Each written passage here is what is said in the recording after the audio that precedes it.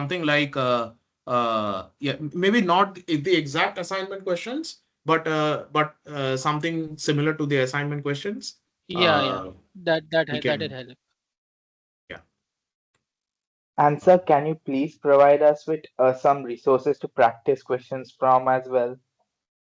Yeah, yeah, yeah, sure, sure. So you will notice that in the textbook, so in the course, there are certain textbooks that are mentioned.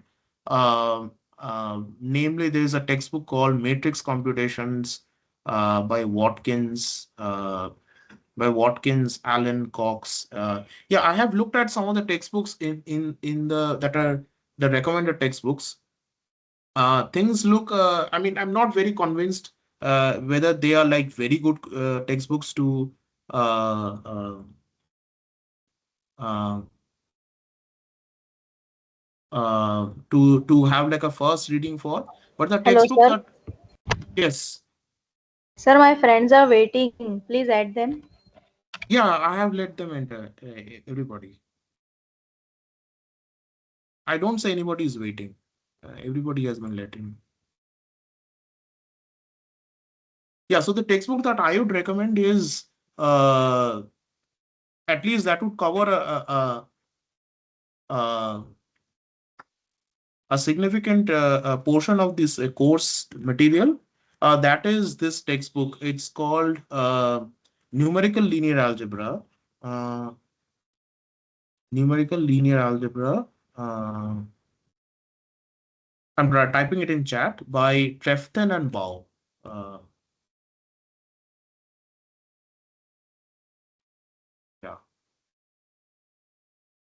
This textbook is kind of straight and to the point when it comes to the material there. You will find a lot of stuff related to at least the matrix decompositions that we have, QR, Koleski, LU decomposition, and some of the algorithms, sensitivity of the algorithms. I think those are there in the syllabus. They are there in this book, and they're covered in kind of uh, I would say appropriate detail. So okay,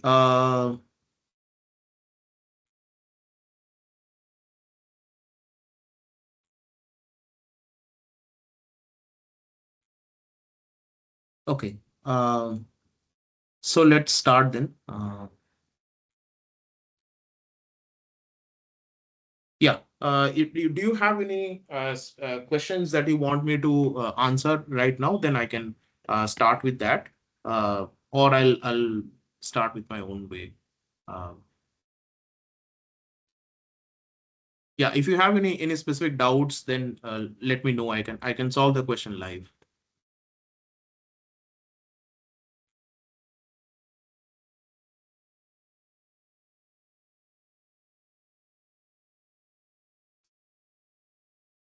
Okay. Uh,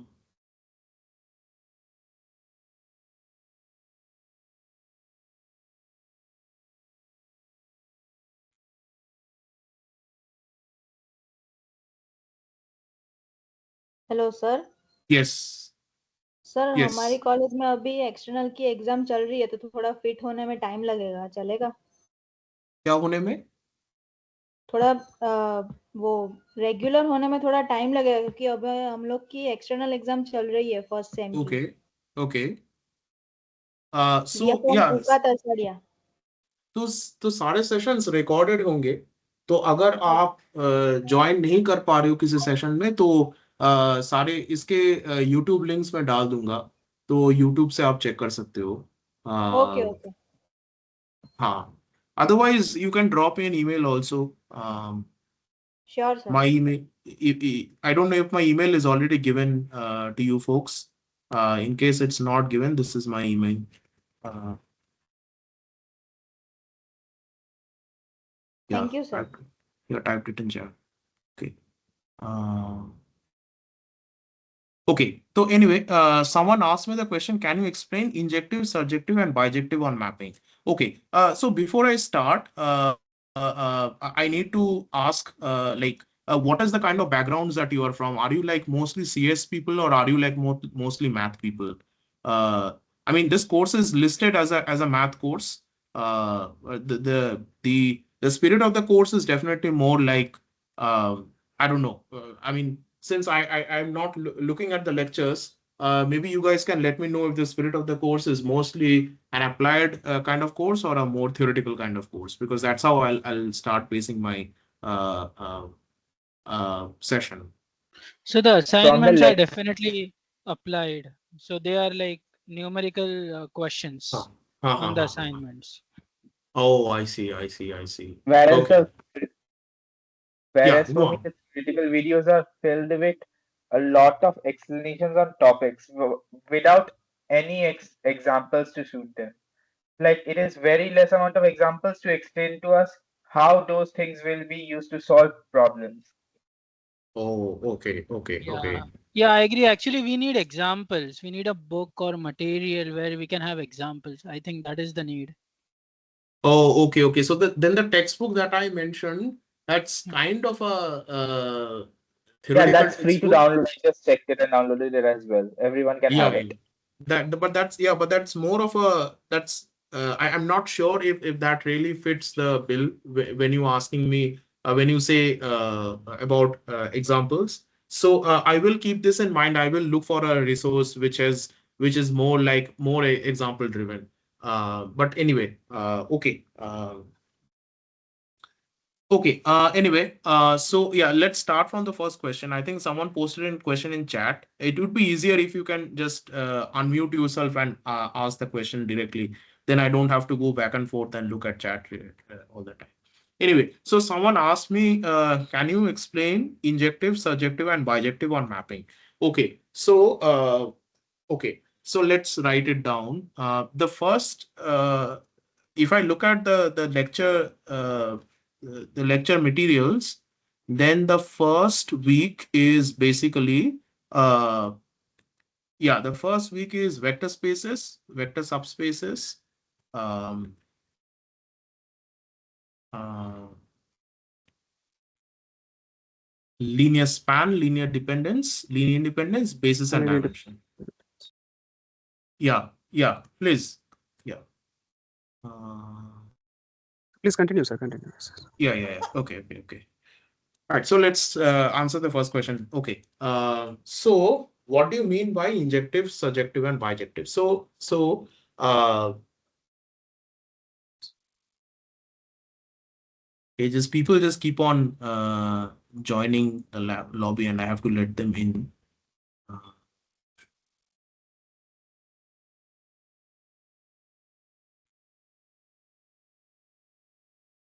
okay, so if you have a map F, I hope you can see my the screen. Okay, so if you have a map between sets, okay, so let's say S and T are sets. Um, Right. Then going by definition, what is an injective map? So an injective map is basically something that is 1-1. Uh, I'll explain it first in the context of sets, and then I'll explain it in the context of vector spaces and more in the linear algebra context. Okay, so an injective map is a 1-1 map. So by that, it means that you cannot have two elements x and y that map to the same element. Uh, in other words, uh, there does not exist S1 and S2 belonging to S such that f of S1 is equal to f of S2.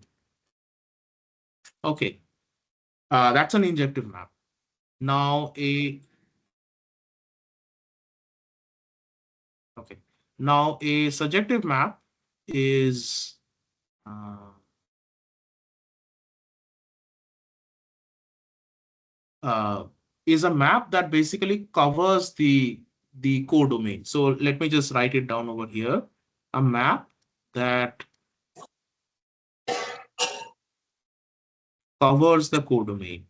Uh, The identity map x1 not equal to x2, right?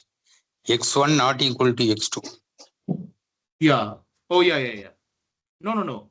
I said there does not exist S1 and S2 belonging to S such that uh, such that f of S1 is equal to f of S2. That means you cannot find such an S1, S2. Is this what you're talking about? The injective map example? S1 may be equal to S2 also. No, but that's not an injective map, right? So you said there does not. Yeah, S1, yeah, S1 not equal to S2. Yeah, right. That's right. Yeah.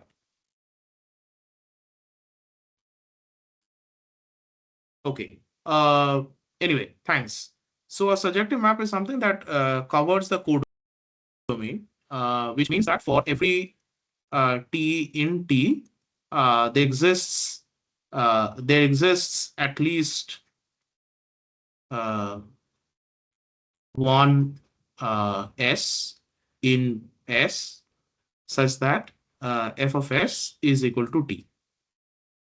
So that's a surjective map. And a bijective map is and a bijective map is basically an equivalence of sets.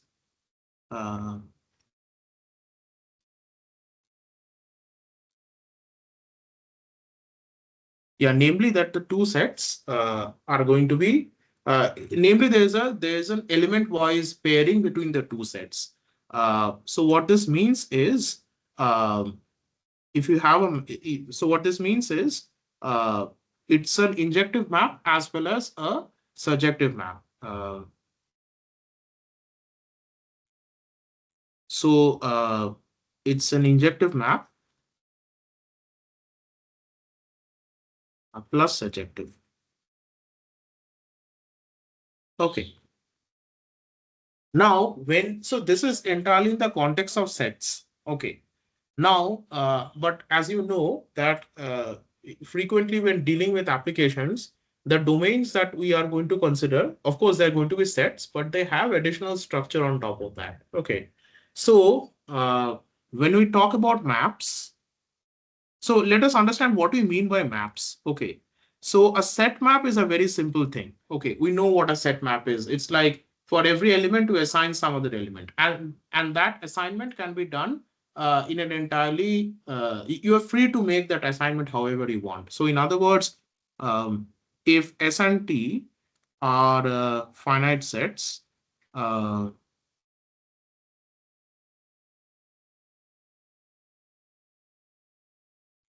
if I ask you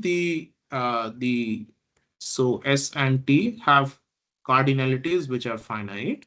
Then if I ask you the set of all possible set maps, so so S comma T, let this denote all possible set maps.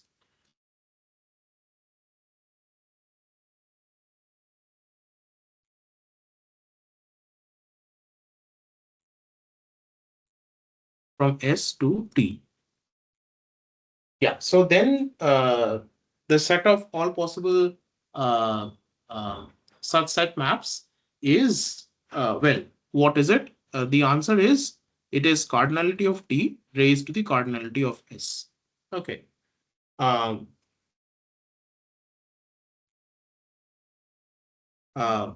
so this is the set of all possible set maps from S to T.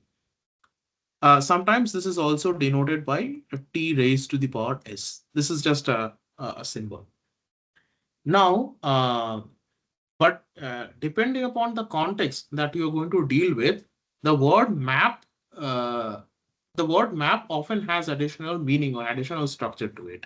So an example is when you are going to deal with let's say, I don't know if you're familiar with the term metric spaces. So let's say S and T are metric spaces.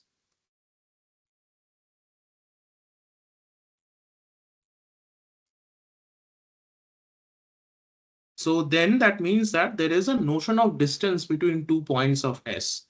So let's say S comma D and let's say T comma D prime are so these are essentially metrics on S. So as an example, you can think of something like this. So let S be equal to R to the power n, which is my Euclidean space, and let T be equal to some R to the power m, which is another Euclidean space. And you know the distance between 2 points in the Euclidean space. The most commonly used metric is the Euclidean metric. So if you give me 2 points in S, so let's say x1 and x2, let's not write it this way, let's write x and y are 2 points in Rn, let's say, then you have the notion of a distance. So you can write this distance between x and y as equal to uh, sum over of xi minus yi squared raised to the power. Okay. Yeah, so you have a notion of a distance. So now if I talk of a map, f from s comma d to t comma d prime. So a map, if nothing is said, then okay. I mean, generally when you talk about maps between metric spaces, the map is generally a continuous map. Okay, so in that context, so let me just write it down over here. A map between metric spaces uh, is generally a continuous map.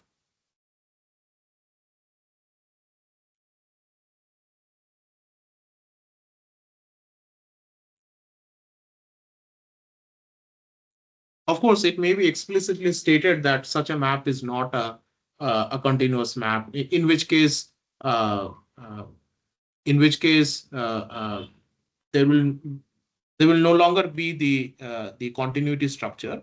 But if it's a continuous map, then then uh, uh, then of course injectivity, surjectivity, and bijectivity. So these are basically notions defined on sets. So the set notion remains the same, uh, except that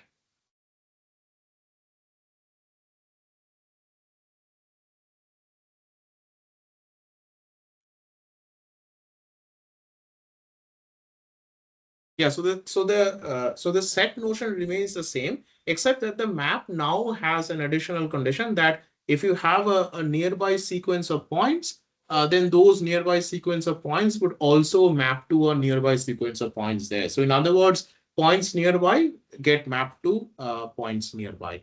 So let's take an example of such a map. So let's uh, so let me give you an exercise, and then you can. Excuse me, sir. Yes, go on. Sorry for disturbing. I think Okay. metric spaces are not related to at this time. At this moment, metric spaces are not related to vector spaces. Okay, if it would be good if you could explain the concepts in vector spaces, as we have less time. So, as So the you want participant me asked to? about only No, I mean the thing is, if injective, you look at the syllabus will definitely look at. it's a kind Uh, of topological spaces related the uh, concept. So, better to start no, you discussing. will.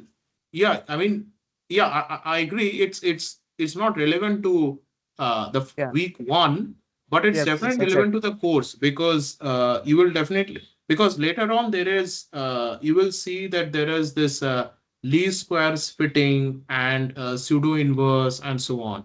So when you look at least squares fitting and pseudo inverse, essentially what you want is you want a solution to an equation uh, which is closest to what is there. So let's say ax equals to y does not have a solution, but you want such a but you want such an x such that ax is closest to y.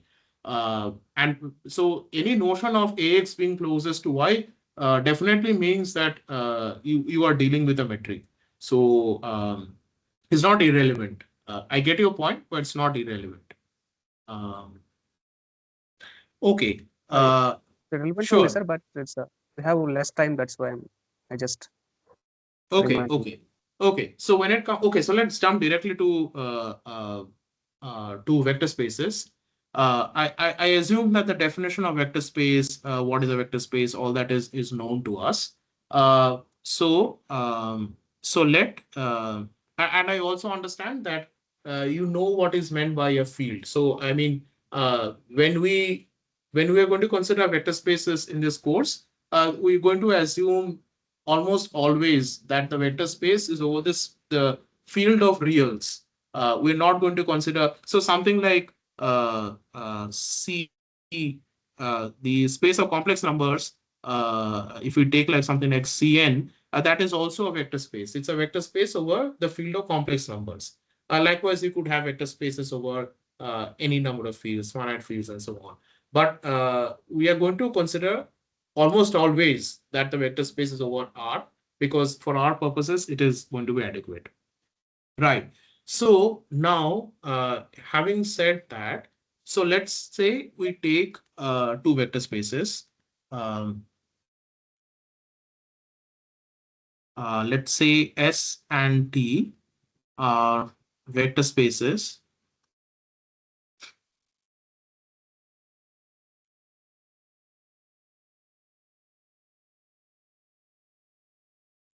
over R. Okay. So now, if we have a map F from S to T, a map, if nothing is said, you have to kind of assume that this map is a linear map. So F is a linear map.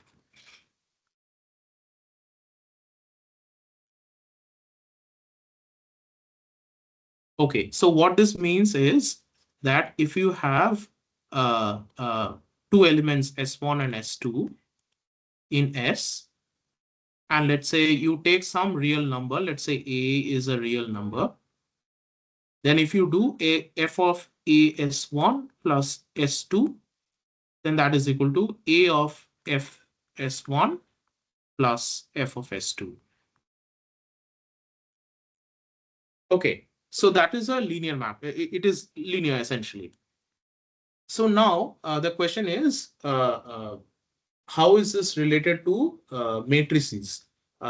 So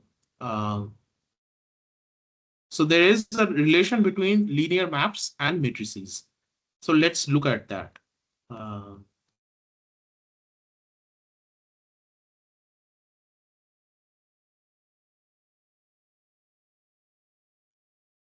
So yeah, before continuing along this line, can you let me know if you are familiar with this thing, like how a linear map between two finite dimensional vector spaces gives rise to a matrix and vice versa? Is this notion understood? Yes, yes, sir. Yes, sir.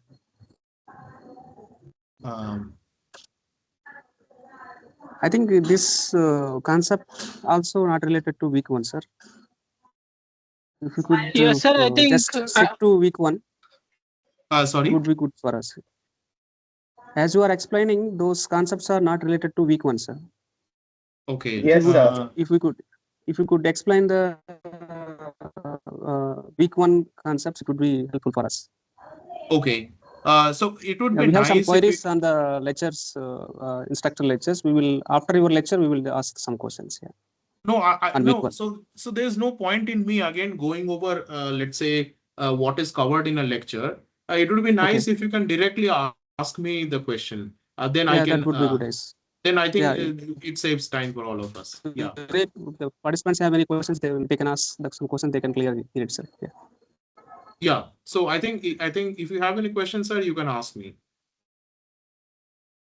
In assignment, one question was there, sir. Yeah. Can you please spell out the question? Yeah. Actually, I don't have that assignment at this moment.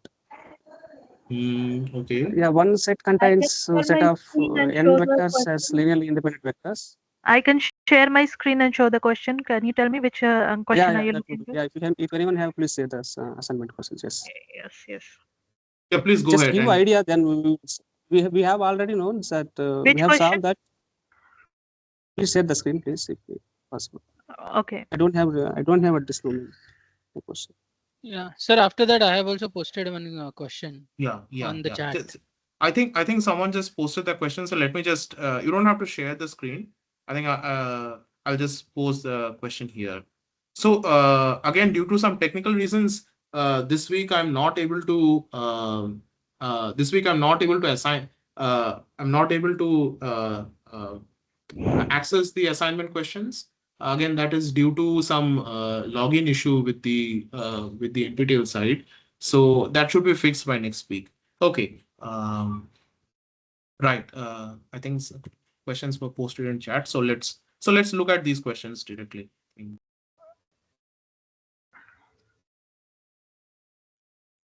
Sir, were the questions different for different people?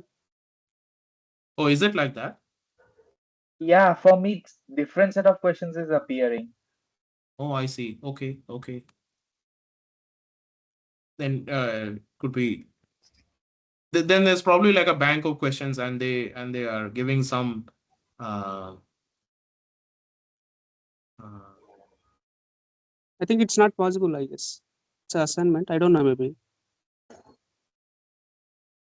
Please confirm once. All participants should what? have the same assignment, same assignment questions. Is this week 0 assignment? Whoever is sharing this on the chat. No, this is week 2 assignment, which is live today. Okay. Okay. Do you want I me think to? it doesn't. Yeah. I mean, you can, right? What I was saying is we can effectively utilize this time. Probably it has been more than 30, Do you 45 want minutes. me? We haven't. Do you want me to share the week 1 assignments? Yeah. So Sheetal, what you can do is take the screenshots and put it on chat, and sir can solve it. Doesn't harm because these are also NPTEL assignment questions only, Do you remember right? the question? Which question you're looking for? Because not all of the question I can be able to share. I can share the Yeah. screen. I can share the screen. Just a moment. Okay. So I think Yeah. Can you see my screen? Yes. Which question are you looking for?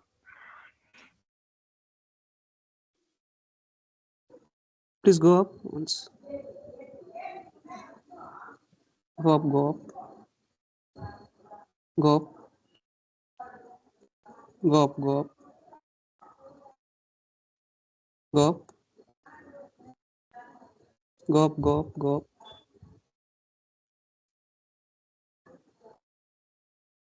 I think 10th question maybe. Please go to 10th question once. Yeah, this one. Please, sir, if you could give some idea to how to proceed this Please. question.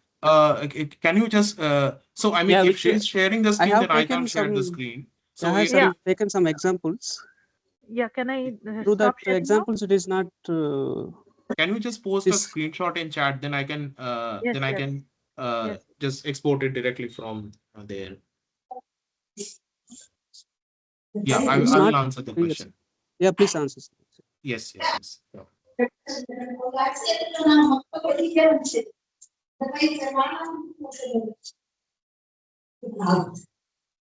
Okay, thank you. Someone sent the question.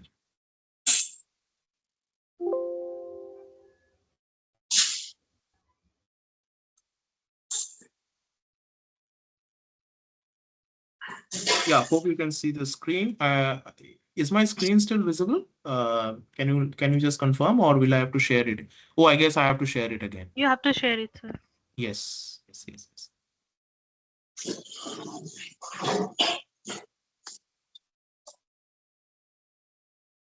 Okay.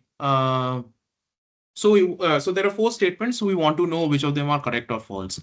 So the first is you're given Excuse, two sets. Hello. excuse me. Submission date is not yet over. It is unethical to discuss like this. You have posted a question. I don't know. I mean, you have to. That's Sir, up to students. actually nothing wrong, sir. If you have some idea, and I'm saying that please give some idea to tackle the problem. Oh, I see. Not So exact you don't want a solution. You want a hint, basically. Yes. Yeah. Just idea to how to handle the problem, because we have taken some lots of examples. Yeah. That's why I'm asking. Yeah. Okay. So let's look at A and B. So the A is basically saying that you are given two collections of vectors, V and W. And what you do is that you take a point-wise addition of those vectors. Um, and in B, again, you do the same thing. You want to know if you take two linearly independent vectors, and if you just do an addition, will that continue to be linearly independent? Now, right. So now the question is, uh, I mean, if I can't directly say the answer, but the thing is, I think someone was asking for a hint. So if you have two sets V and W, then is it always guaranteed? So V and W are two linearly independent vector sets. Then is it guaranteed that if you add the sets in the way that it's given, U and U, should it be linearly independent always? So what you can think of is you can think of some so the sets V and W are given to you. So you can not necessarily given to you. They are you can cook up some examples, and by cooking up some examples, Set of and you odd numbers and even numbers. Best example. sorry. A set of odd numbers and even numbers. No, we are talking about this question, right? You can take any finite Yeah, if dimension, we do it in two that odd way, dimension. Yeah, I mean, yes, exactly. You can take a set, you can take V, you can give me any collection of V, and then you can swap certain elements in V. Okay. Right. If you swap certain elements in V, it'll still continue to be a linearly independent set. But then when you add it, it's not necessarily going to be linearly independent. Okay.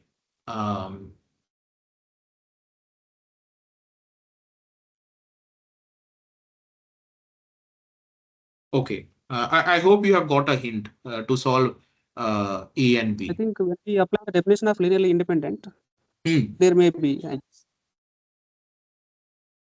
Okay, sir. Please continue. We will discuss. Yeah. Yeah. Okay. Yeah. I mean, yeah.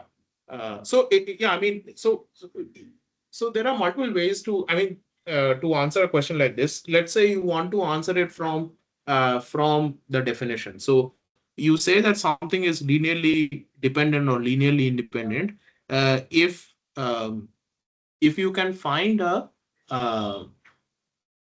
if you can find a solution to this equation. So basically, let's say you're given a collection of vectors, u1 and un.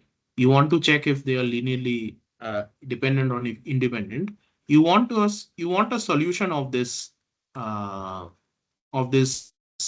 system of you want a solution where not all these alphas are equal to 0. And if you can find such a solution to such a system, then of course the system is going to be, then of course the vectors are not linearly independent, they're linearly dependent. And so if you look at this example where you have V1s, so where you have these VIs and these WIs.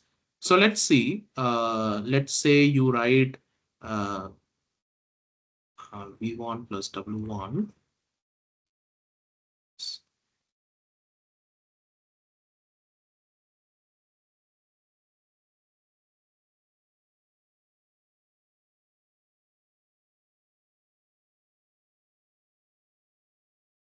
Okay.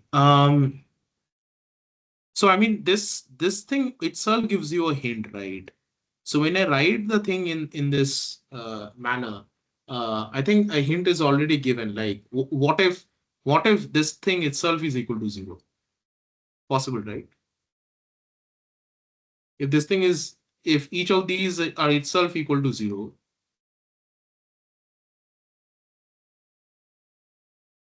then you are done, right?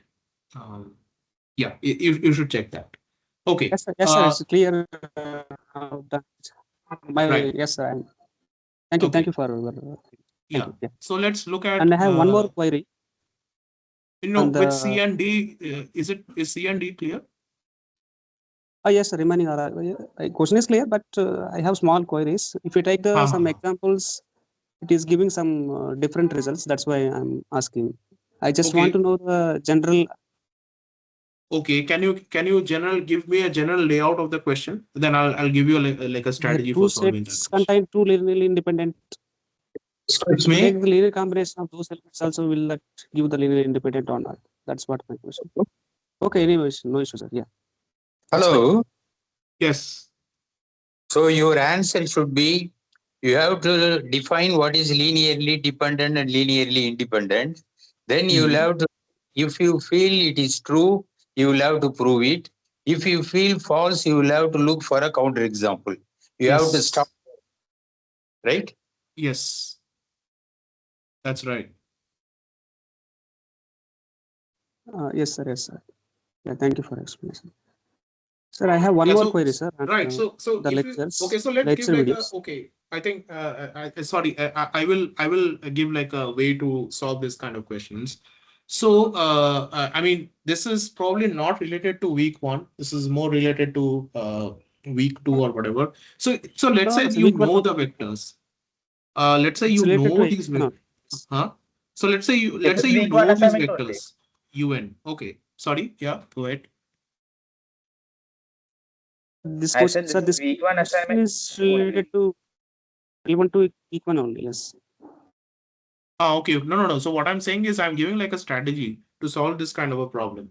So I mean, let's say you know the vectors you want UN. So they're not like algebraic quantities in the way they're given. Let's say they are like you know the coordinates of these vectors. So let's say U1 has some coordinates U1 1 and up to let's say U1 n something. Let's say it has these coordinates. So then what you can do is you can form a matrix with these. So let's say there are n vectors and you can either form this in a you can either stack up these vectors row wise or you can stack up these vectors column wise. It's your choice. So let's say you stack up the vectors row wise uh, uh, or let's say you stack up the vectors column wise. Okay. So you create a matrix called U, okay, such that the nth column of this matrix, so let's say all these vectors belong to some Rm, okay. So these vectors, each of these vectors have some m components. So basically each ui looks like something like some ui1 up to let's say some uim, okay. So now you create a matrix where the I comma jth entry of this matrix, so uij is equal to u ij.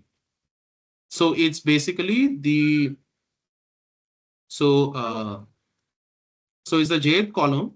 The jth column has uj in it. So uj is one of the vectors. The jth column has uj in it. Ui is the ith component of uj. Right. So when you have formed a matrix like this, let's call it U, you want to check for linear dependence or linear independence. So again, if you go by the definition of linear dependence or linear independence, you want to find vectors alpha 1 such that this thing has a non-trivial solution. This is what you want to find. So this is equivalent to doing basically this.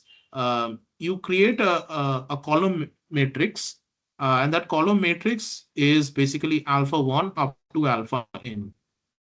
I'll actually show by an example. Don't worry. So what this is doing is basically doing this. You want to find if this equation has a solution. Okay. And uh,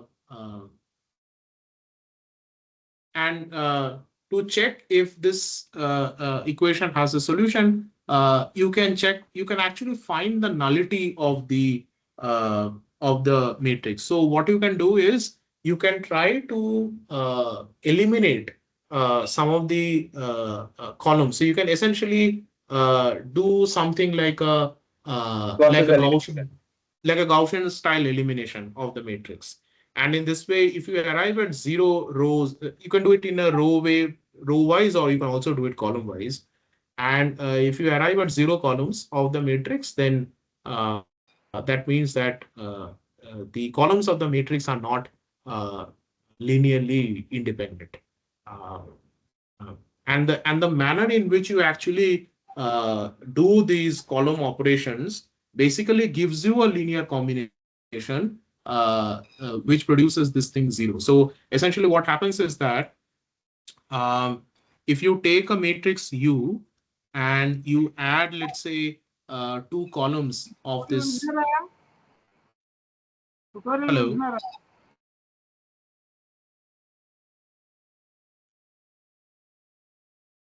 Hello.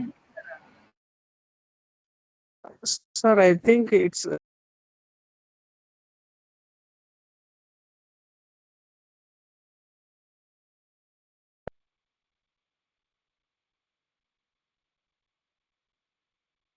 Hello. hello, sir. Can you hear me? Yeah. Yeah, I can hear Yes, you. sir. Yes, sir. Yeah, yeah. It's clear, sir. Clear.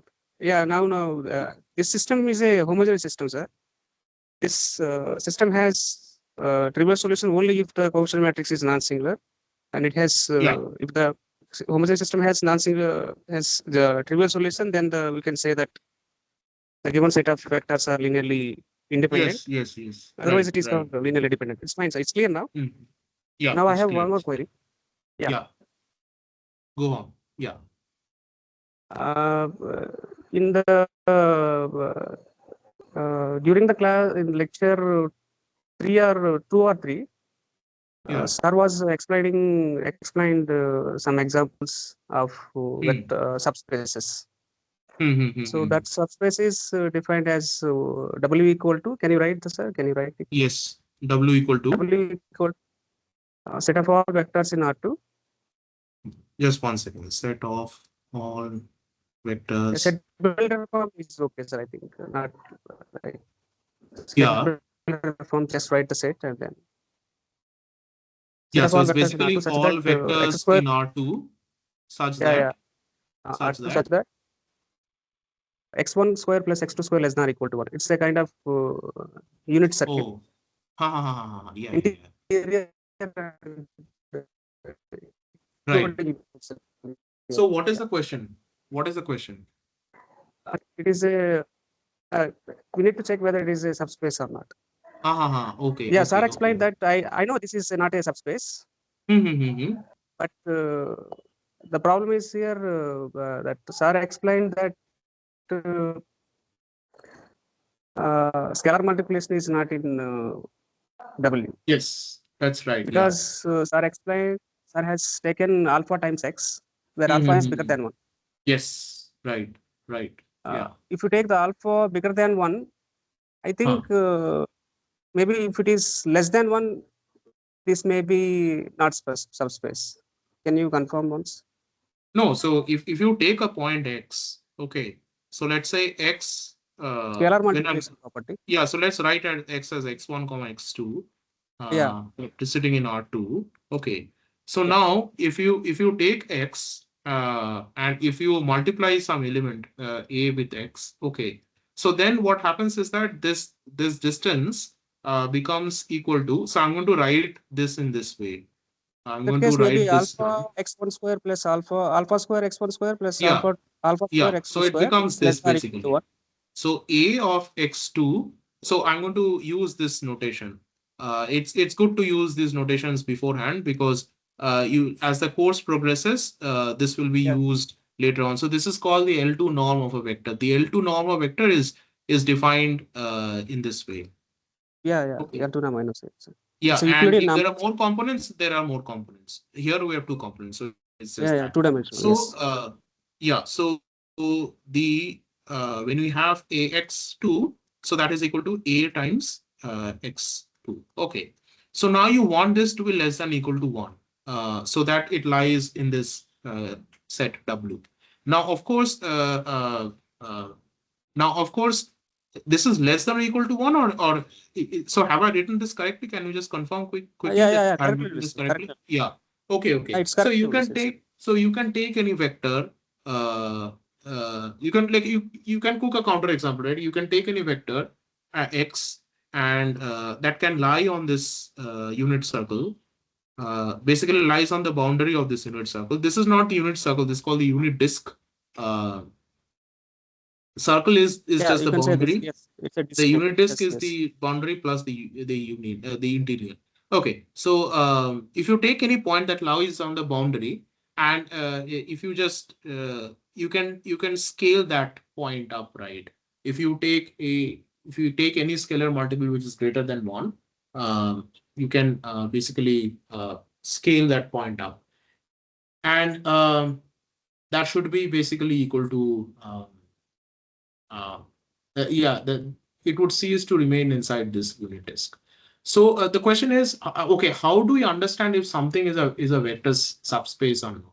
Okay, so the first thing to one thing to kind of notice over here is that these, if you want to get a geometric picture about what is a subspace, okay, so if you look at R2, so in R2, R2 is a two-dimensional space. Okay. And if you, so there is a question, someone posted this question over here, I guess. Um, Maybe not. Uh, okay, maybe not. Okay, maybe not. Okay, sorry. Yeah. So what are the subspaces of a vector space? Okay. So let's ask this question. I don't know if you may be interested in answering this question. If you have other questions which are more which seem more relevant, just ask me directly, or let me ask Yeah. questions myself. Yeah, go on, go on. Yes, sir. Can you give the hints to those questions as well? The in the below Uh-huh. that you just scrolled. Yeah, these ones, right? Yeah, yeah. Okay, okay, okay. Okay. Let's do that then. Sir, this is week, like we have just finished week 2. How are we supposed to solve them just right now? Even if you give examples, many of us would not have completed watching started watching the videos as well. They were Hmm. just released a few days back. How are we supposed to solve it? Would No, but you baselessly have the explaining whole them week help? to. No, but you have the whole Yeah, week but to. right now your explanation would go invalid with time. We already have What? less of it as explained a lot of times. I think the YouTube video will always be recorded, and I think it is just the hints that he sir is giving, right? So it doesn't have any harm unless you have any other high priority question of week 1, then you can post that. Yeah. Okay. Yeah. So I think sir you can give the hints unless some other question comes. I think that will be utilizing this time properly. Yeah. Okay. Okay. Okay. Um. Right. So let's look at these questions. So we have x and y, which are two column vectors, and you have defined some kind of a product between x and y, which is defined in this way. Um, Now you want to check if this is going to be true. So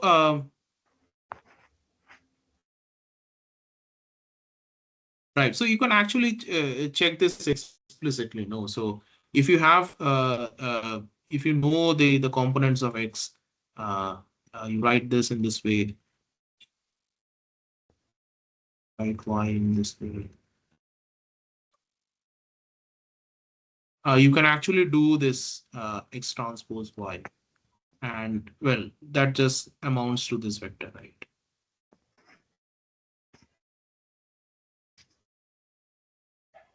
Okay, and you can explicitly do this computation. Uh, that is just equal to this. So what do you mean by R power D cross 1? Sorry? R power D cross 1. What is the meaning of that? Who asked this question? Can you just R power D yeah, cross yeah, 1. yeah. What do you Yeah, mean by yes. that? It Yeah, is a it's a vector. It is a vector column matrix which vector. has D is the column and 1 is the row. Yeah, I think D No, rows it's and the one other way around. column. D is the Yeah. number of rows, and Sorry, row. there is D one is the column. number of Yeah, row and 1 is the column. Sorry. yeah. Then how Yeah. can you take x is equal to x1 etc. up to xn, where that n has come? Oh, sorry. I wrote it N. It should be D. Yeah. It's a. Yeah. Yeah. Thanks for pointing it out. Yeah. Yeah. I mean, it's so canonical to use M and N for dimensions of vector spaces that unknowingly I just would end up writing maybe something like N or M sometimes. But yeah. Okay. Thanks.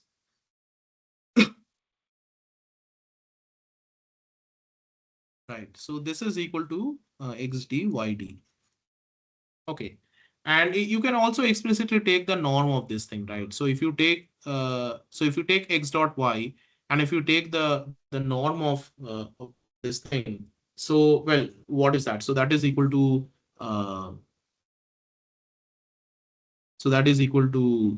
this thing, right?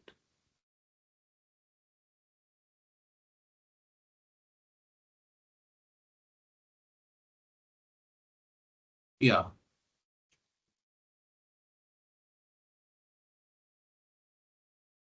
yeah. So that is this guy.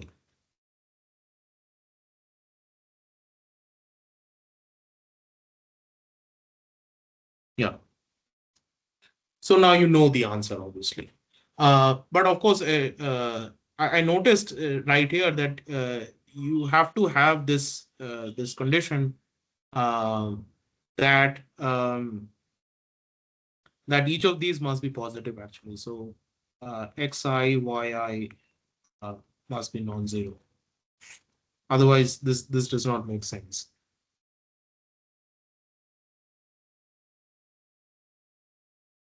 Yeah. So I hope what is the answer between A and B, that's clear. Yeah. Now let's look at C and D.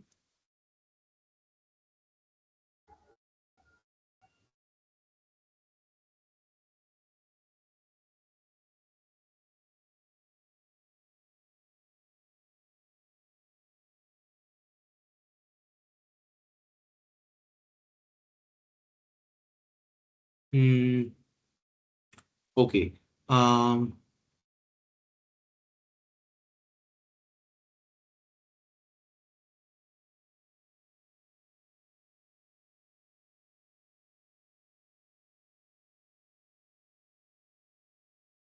Sorry. Okay. So,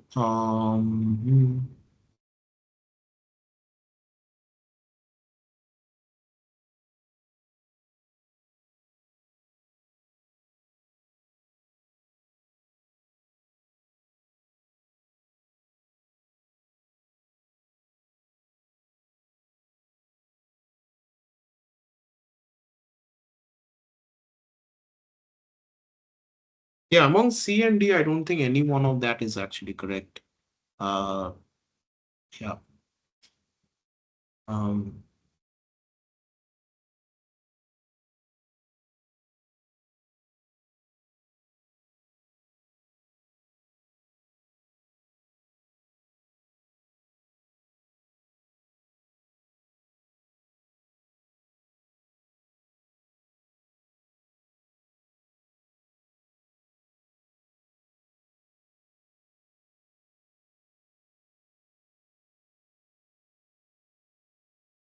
yeah, I mean, C and D are both false, obviously.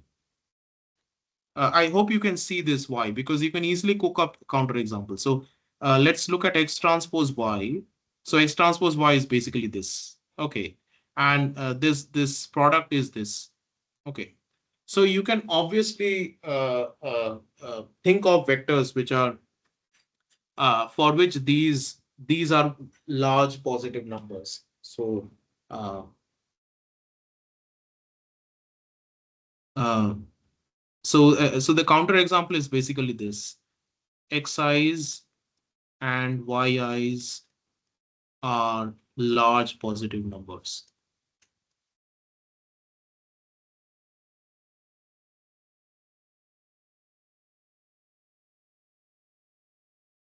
I hope it's clear. Uh, if you take xi's and yi's to be large positive numbers, then both C and D would be false. Right. Okay. Uh, I hope it's clear. Let's look at this problem then. Um, let X be a column vector and this is the identity, then which of the following Hello. statements? Yes. Sorry, sir. I think I had a basic question on that Yeah. previous one. How did you arrive at the under root of x1 y1 plus xd yd? If you scroll up, that some kind of a product. How did you make it as x1 y1 plus dot dot up to xd yd? No, this is the norm, right? This is the norm. This is not a product. This is actually a vector. It's a vector. It's a vectorial product. So it's a product between two vectors. So it's a so this dot. If I write this thing formally, so this dot is a multiplication of two vectors. So Okay. it takes two vectors in RD cross RD and it produces another vector in RD. So it takes X and Y and it produces this vector whose components are this. Okay, there should be a comma over there. Oh, one not a comma, but yeah, Got, anyway. got it. Got it. Problem is It's a you have not defined what is norm 2. Have you defined what is norm 2? norm 2 is not defined in the course. I'm sure it would be defined in the lecture, no?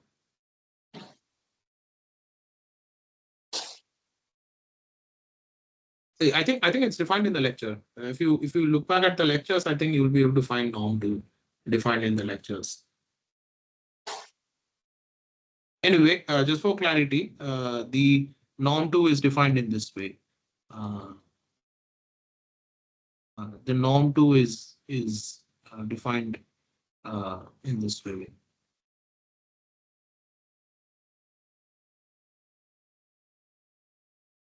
So these are the components of the vectors. The first component up to the dth component. We take the root of this. There is a way to realize this 2 norm, and the 2 norm is realized in this way. So if you have x and if x is some vector, then if you do x transpose x, then that is the square of the 2 norm. So that is basically this. Okay. Yeah, sometimes when the 2 is clear, then we'll just drop this 2. We'll just write it in this way. Okay, let's look at this problem then.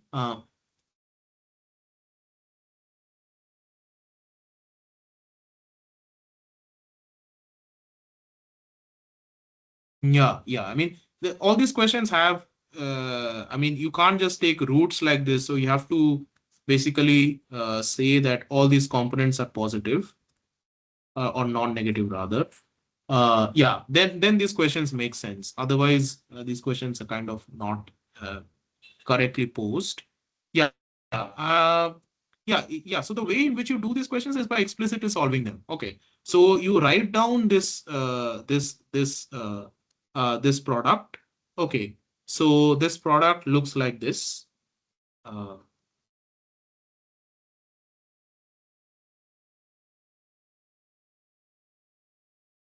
Right. And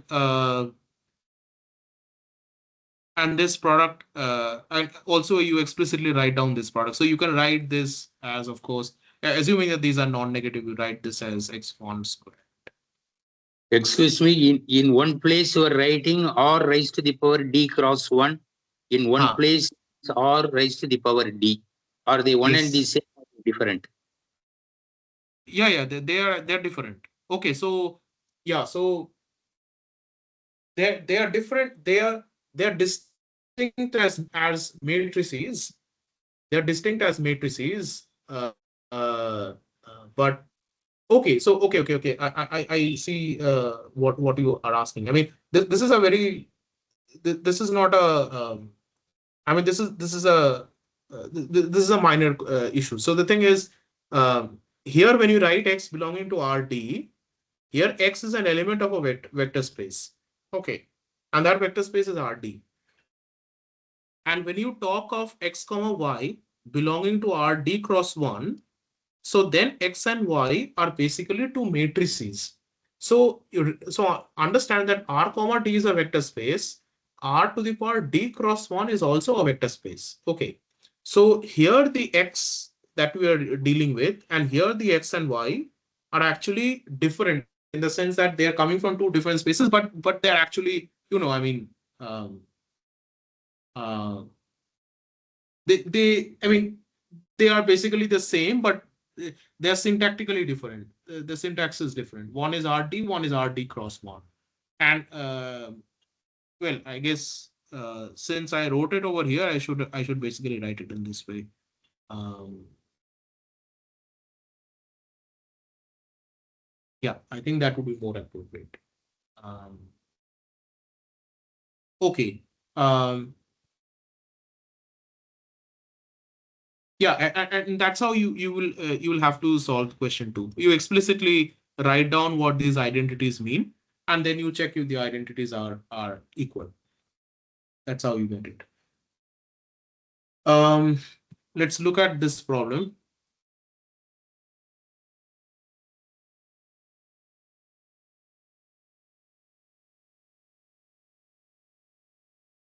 Yeah, okay. Fair. Um,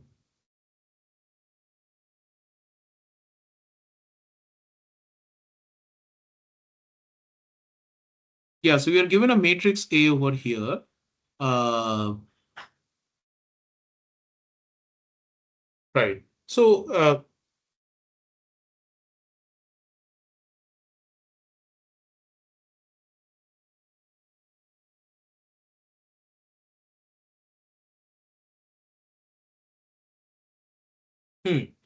okay, so how do you solve this problem? I mean, let's let's ask you guys. Let's look at this problem. Um, and how would you solve a problem like this? Um, let's break down the question a little bit. You are given a matrix A. It's a 2 cross 2 matrix, so it basically looks like this.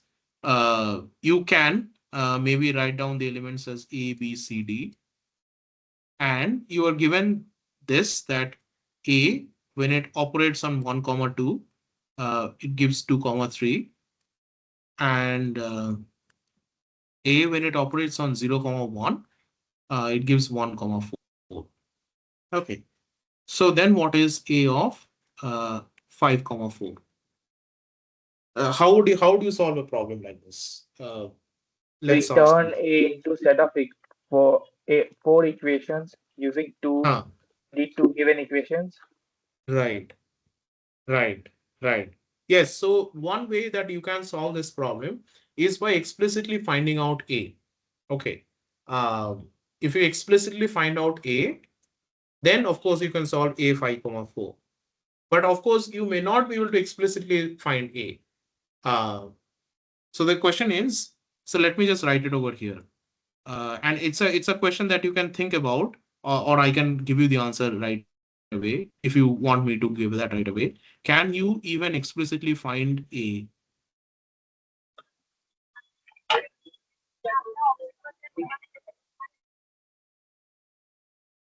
If I give you information like this, let's say you play around with the quantities a little bit. Let's say you changed this vector and you changed this vector.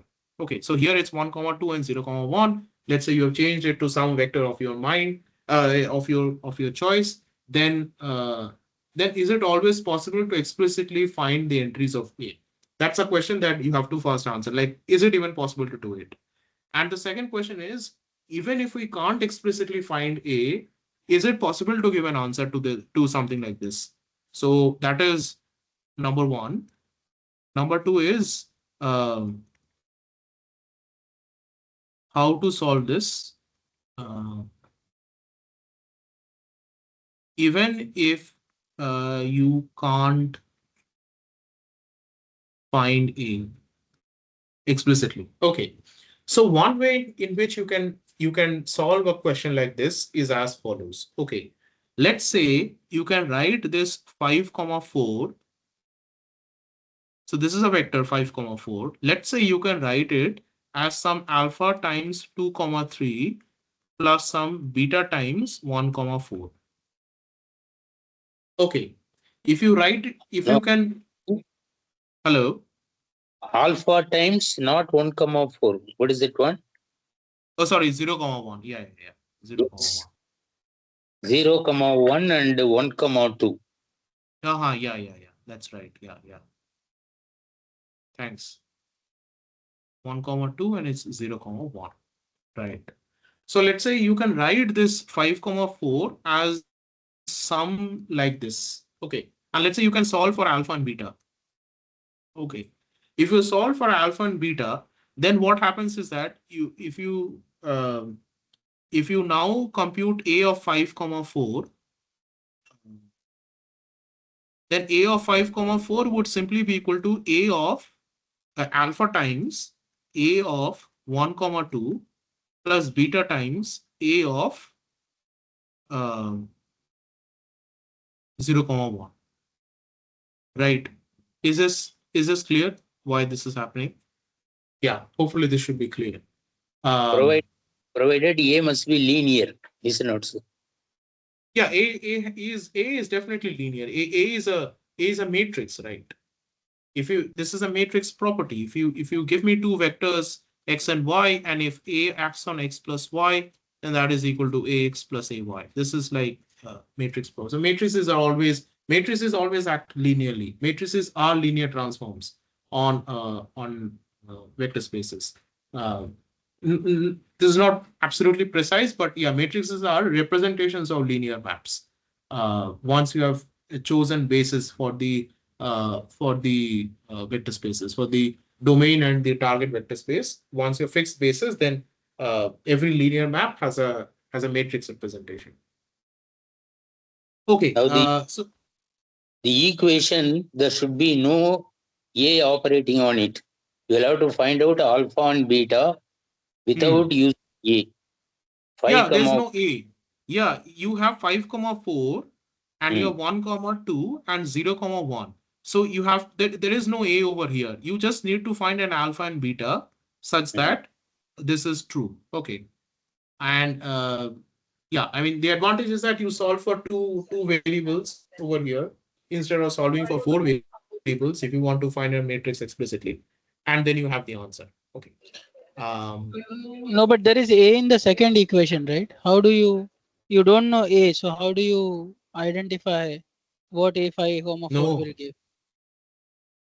no, that's so the thing is, okay, so let We me just ask you a find question. alpha comma beta, replace it with the values which A has given us when multiplied with that vector, right? Exactly. So let's say let me abstract the problem. So if you know, so let's say you know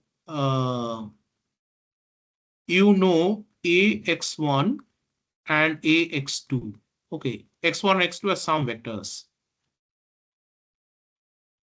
Okay, so now if I give you alpha x1 plus beta x2, where alpha and beta are known constants, then can you tell me what is a of this thing? Of course you can. This is equal to alpha times ax1 plus beta times ax2. These are known quantities. These you know. So you just need to appropriately take the linear combination with alpha and beta. So even without knowing alpha, even without knowing A, you can give me the answer to alpha x1 plus alpha x2. Alpha x1 plus beta x2. Is it clear? Sure, yeah. Yeah. So the way you solve it is you find a linear combination. Okay. So let's see what is a linear combination. Can you find a linear, or I mean there is only one linear combination, alpha 5 and beta. minus 6. 5 and minus 6, is it? Okay, nice.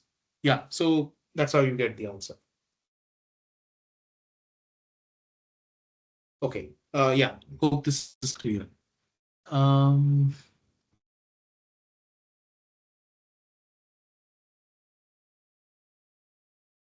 all right.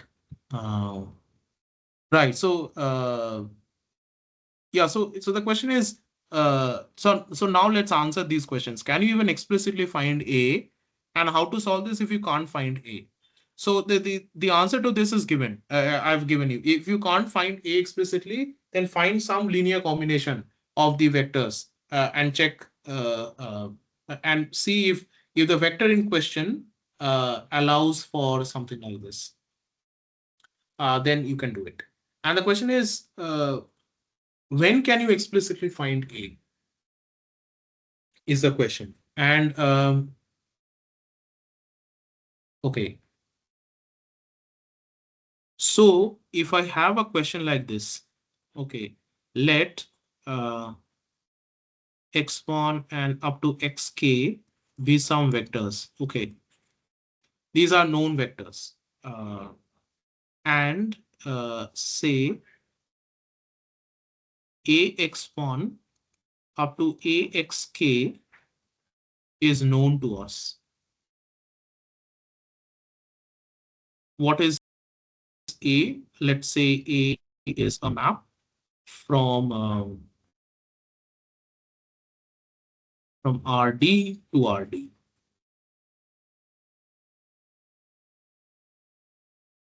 Okay, so A is basically a D cross D matrix.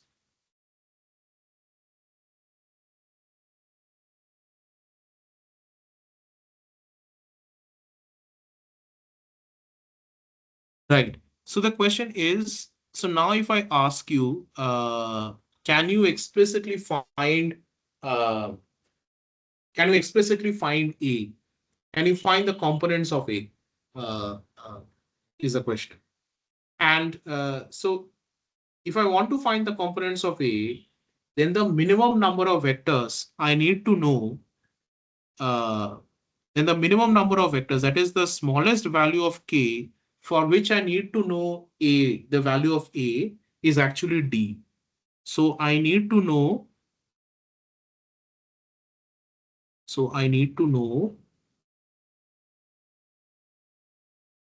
at least the value of A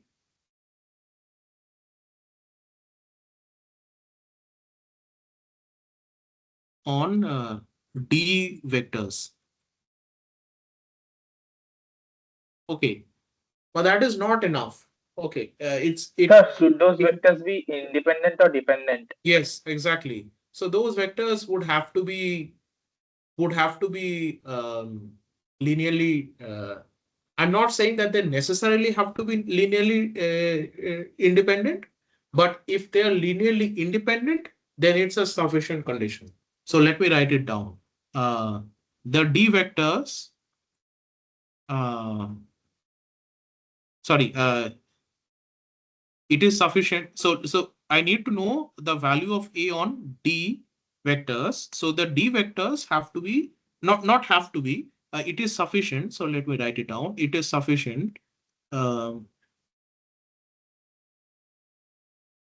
know it on D linearly independent vectors.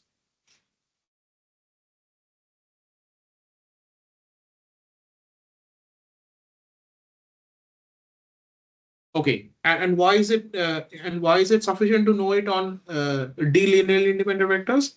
Because if let's say x1 and up to xd are linearly independent, then now if you give me any vector, let's say if you give me any vector x, I can always find an appropriate linear combination uh, of these vectors.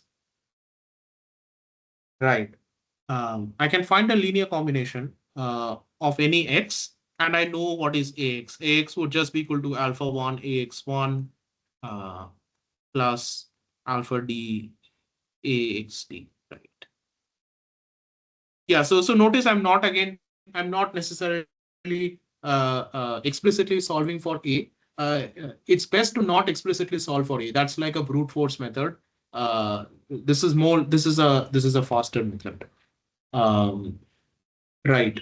Uh, okay. So now I said it is sufficient to know only D linearly independent vectors. Uh, I did not say it is necessary to know linearly. I didn't say it is necessary to know the value of A on D linearly independent vectors. So let me write it down. Is it also necessary? It is sufficient, of course, but is it also necessary? And Uh, yeah. Can you answer this question?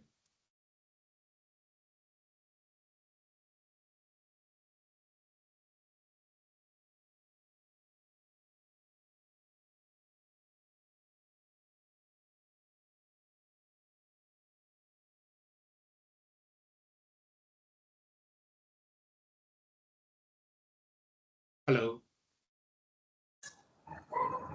Sir, can you repeat once again, sir? That what do you want to find here, sir? Explicitly. Yeah, yeah. What I want to find is yeah, what I want to find. Yeah, so what I said is if I so basically what I'm doing is the last problem only. I'm just writing that last problem, but I'm Yeah, I writing it understand, sir. I down understand in a that. little Here bit more. in your discussion, what do you want to find, sir? A or something else? No, no, not A. So the question is if I am given x vectors x1 up to xd, and if I know the value of A, so if I know ax1, ax2 up to axd, then I basically know the value of then I basically know what value A gives me, or the um I know the action of A on the whole vector space Rd. Because if you give me any vector x, I can write it in this way, and I know what is Ax because that would just be equal to this. Okay. So I mean, why you are imposing the condition on the set of vectors are linearly independent? no, I'm not imposing the condition. I'm saying it is a sufficient condition. Why is it sufficient? Is because if you give me any vector in x, if you give me any vector in x, Yeah. if you give me any vector x in Rd, then Yeah. I am always guaranteed to find a linear combination alpha 1 up to alpha d of these vectors x1 up to xd such that this is going to be true. Right. So Yeah, it's a basically, kind of if the definition of basis. Yeah. yes, Spanning. exactly. Yeah. So this is a basis. So x1 up to xd is a basis Yeah. for Rd. So you can RD. always do this. And if you can always do this, then of course you now know the value of A on x. So you know Ax because obviously A is a linear map and you Yeah. know Yeah. the answer. Yes. Yeah. Yeah. Yeah. Yeah. True. So Now, if what so is your if question? these guys are linearly independent, so you can always give so you basically know A. You know A on the whole of Rd. Okay. So now my question is, uh, I said it is sufficient, but is it also necessary? Is my question. I hope you understand necessity and sufficiency, right? Uh, I the question suppose is it's it also necessary. necessary? I suppose No, I'm it's not supposing. necessary. I'm Yes. asking, is it also necessary? Necessary. Actually, I'm not clear with the uh, questions. Are actually. Okay. Okay. Yeah. Is it also necessary? Okay. Okay. Let me write it in this way. Um, hmm. So let's give an example. Let's give an example. Yeah. Better, sir. So Better. let's take the space R3, or let's take the space R4. Okay. So you can write this R4, you can think of this R4 as R2 cross R2. Okay. So basically, right. So now I have a map. Um, um, right. So now let's say it is given to me. So any vector in R4, I can write it in this way. I can write it as some x1, x2, x3, x4. Okay. Let's say I tell you that the kernel of A is this space. So the kernel of A is 0, comma 0, then R2. So basically the kernel of A is this space, 0 cross R2. This is the kernel of A. So A is a map from R4 to R4. Okay. Um,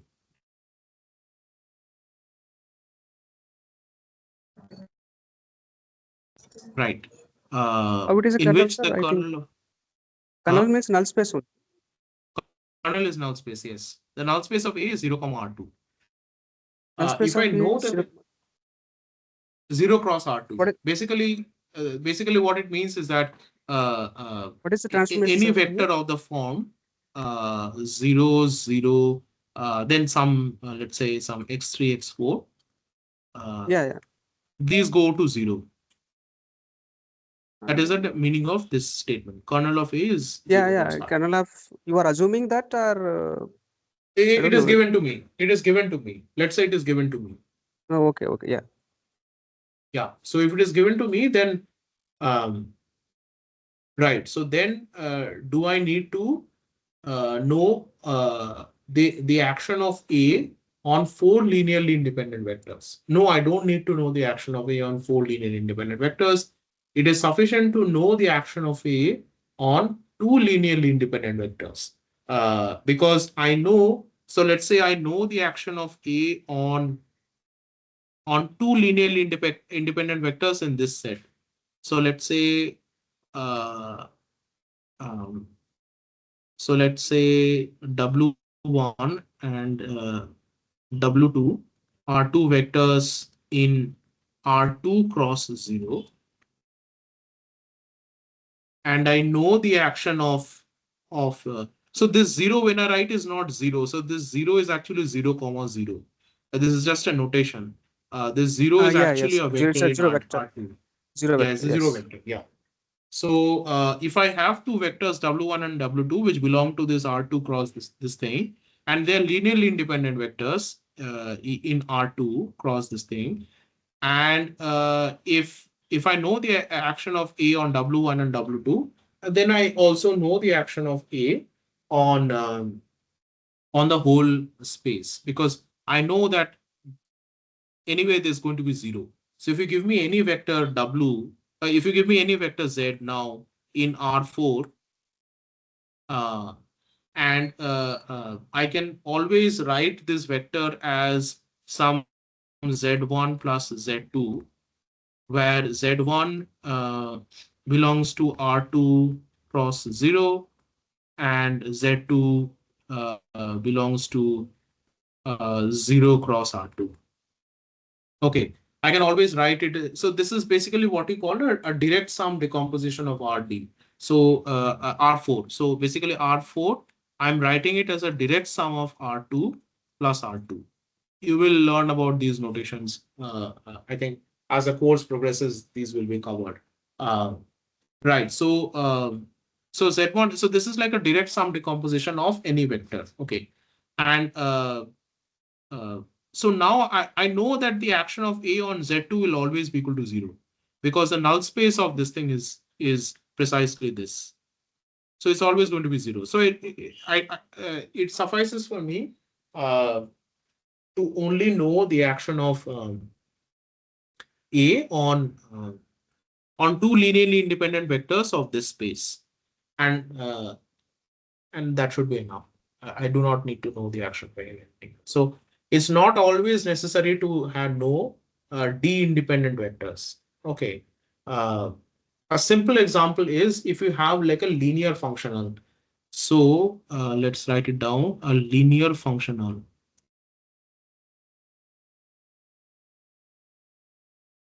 So a linear functional is a linear map from a vector space to R. Okay. So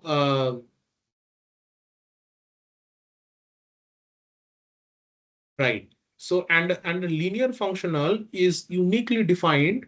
Um, well, I mean, not necessarily. Uh,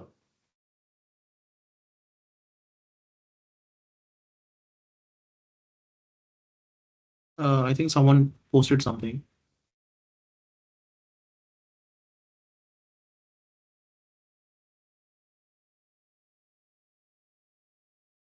Yes, sir. I was asking that now we know the kind of questions, right? Do you know some Yeah. reference that we can use for practice, and which has some solutions and we can kind of practice it? Is there some notes or reference that Yeah, you can so suggest? well, when it comes to, let's say, linear algebra, there are many textbooks on linear algebra. So maybe you can do Sheldon Axler if you want to do like really basics. If you want to like smooth, like if you want to strengthen your basics, get a hang about these kinds of numerical problems, you can do Sheldon Axler. Can you Um, type that on chat? yeah. Sure. It has solved examples, is it? Yeah, it has many. Oh, okay. It's called Linear Algebra Done Right. It's an Okay. undergraduate textbook actually. Oh, Algebra okay. Done But Right. these kind of questions are solved there, or this is more I think advanced so. than? I haven't looked at the textbook in a very Okay. long time, but I Okay. think so. You should be able to find. Okay. Okay. Excuse me. Hello. Yeah. Yes. My request is please select problems on your own and work Huh. out those problems. During the working, you have to explain the concepts thoroughly so that we can try for our assignment problems as well as the end semester exam problems. Right? Now, if you ask, Uh, so if you do it in this way, so people will lose interest. You will have to in this select, way, yes, means what way? this way means you are asking some doubts. They are asking, Yeah. explain to But one by I would think that is the like that. no, but I So would think that is because I mean this is see, so there's no prescribed format you for a session like this, and have to it depends upon student requests, right? So I did the session today, and I saw that there were people who had specific doubts because if you ask me to solve problems, so there are so there is one big thing that I see. I may not be in the same you, wavelength as the people who are in the group, right? you can I may solve questions which are not well. I mean, I may solve questions which may not be exactly relevant. They may involve. I mean, it's difficult to tune it to the point that it is exactly fitting the requirements of the group. So that's why I wanted that people ask me questions. So then I get a feeling of okay. So I can basically get an understanding of okay. This is the kind of level or this is the kind of questions I need to set at. please Um, go through the video lecture, go through the assignment problems, and then select problems on your own. Need not be the assignment problems, nor the problems solved by the instructor. You select problems involving concepts which will be useful for us to solve our assignment problems. Also to face the exam. Yeah, sir. I think I would agree. I think in even you looking at the way you are explaining things, I feel that even if you just scroll down to the assignments, right, you will get yeah. an idea on what kind of problems they are. Okay. And then you can come up with a plan. Okay, we will solve these. Maybe you may not solve the exact same questions, but Mm. similar questions that will help us to. Hello.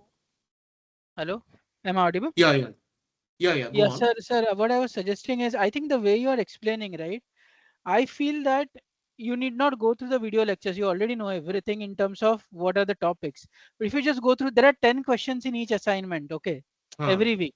So if you just Okay. scroll down those 10 questions, in each week, you will come to know the kind of complexity and the kind of theme of the questions that is coming out.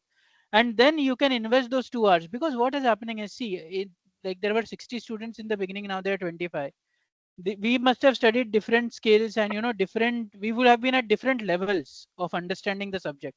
So you could just look at those assignments and come up with your own agenda of maybe 1 or 2 hours and solve some questions similar to that. I think that will really help. Okay.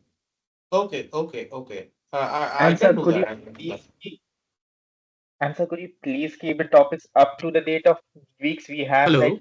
this was for week one Hello. assignments and problem solving. Hello, sir. Am I audible?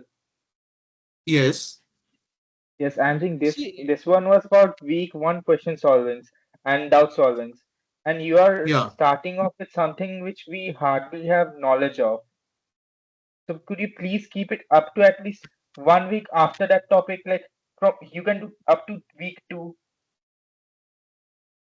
Yeah. So that is Next something one will be I want to, yeah. So essentially what should be done is, um, um, so it will be always the week, not the week that is coming up, but the week that was done. So this should have been technically questions relevant to for week only one. week 1.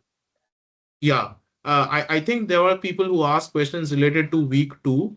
So we'll make sure that it's always like, it's not ahead of the lecture. So it's always Yeah.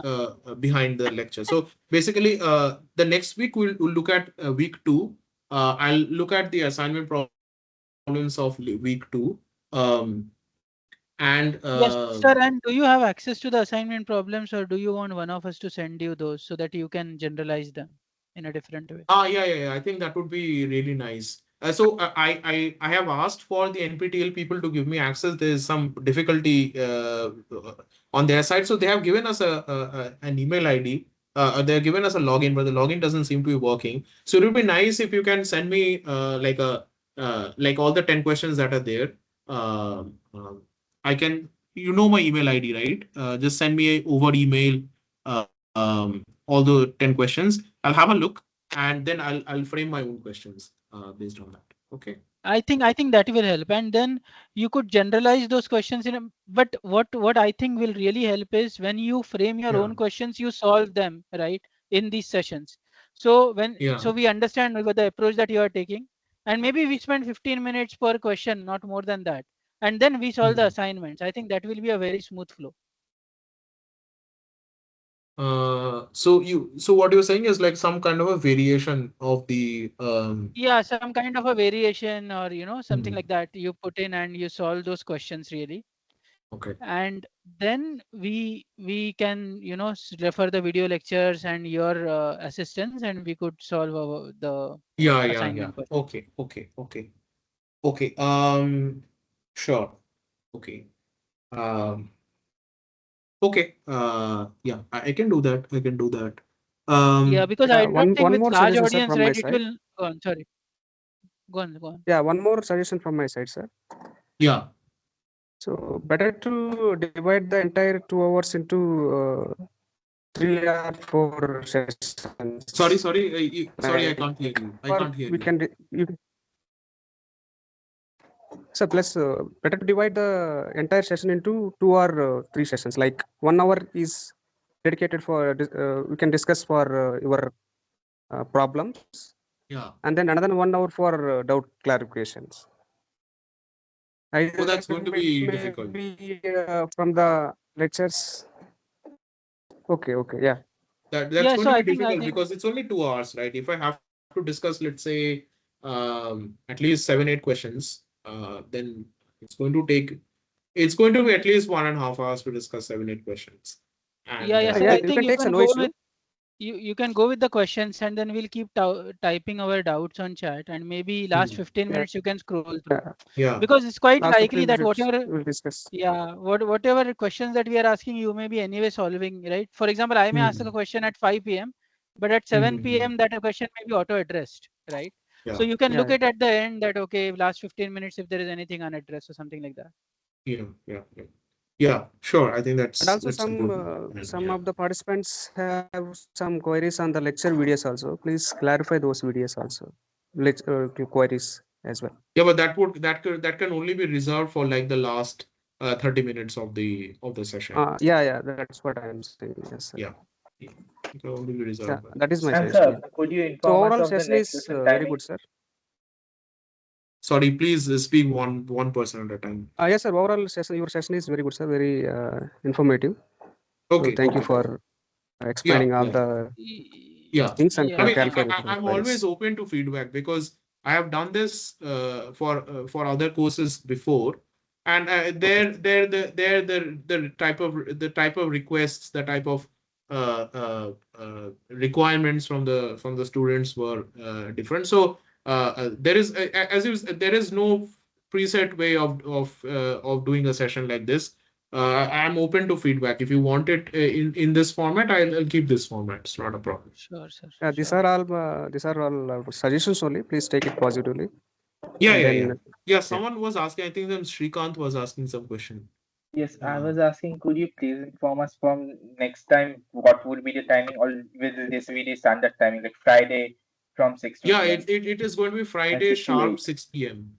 If there is any week where there is for some reason I'm not able to conduct the session because we have deadlines and all that stuff, then then an announcement will be sent to you in advance that either that week the session is postponed or the session is not going to happen. We'll of course have a compensatory session for that thing.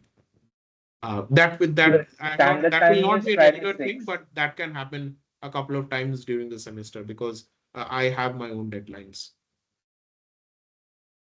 So the standard time is Friday from 6, right? Yeah, Friday 6 to 8 would be the standard time. Yeah. Thank you, sir.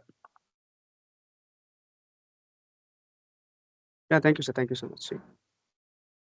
Yeah, I think someone asked a question. I think just give me one No, second. no.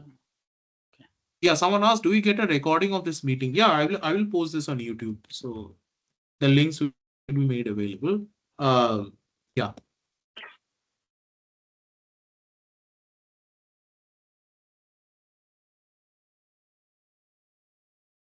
Okay. Sir, one that you gave is Sheldon like Exler. Any other you were saying, or that was the only one? Yeah. Just give me one second.